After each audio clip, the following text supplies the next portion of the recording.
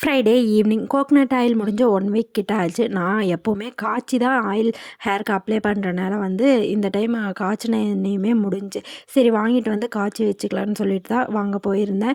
காய்ச்சாமல் எண்ணெய் தேய்ச்சா பார்த்திங்கன்னா முடியெல்லாம் இருக்கிற முடியும் போகிற மாதிரியே இருக்கும். அதனால் ரெகுலராக அதே ஃபாலோ பண்ணிக்கிறது. வரும்போது பார்த்திங்கன்னா கொஞ்சம் கிராசரி ஐட்டம், ஃப்ரூட்ஸ் இதெல்லாம் இல்லாமல் இருந்துச்சு. அதையுமே வாங்கிட்டு வந்தாச்சு. நான் எப்போவுமே பேக்கிங்கில் இருக்க ஆப்பிள் வாங்கவே மாட்டேன். அது எப்படி இருக்குன்னு தெரியாது. வெளியே வச்சுருக்கிறத வாங்குவேன். இந்த டைம் பார்க்கும்போது கொஞ்சம் நல்லா தான் இருந்துச்சு.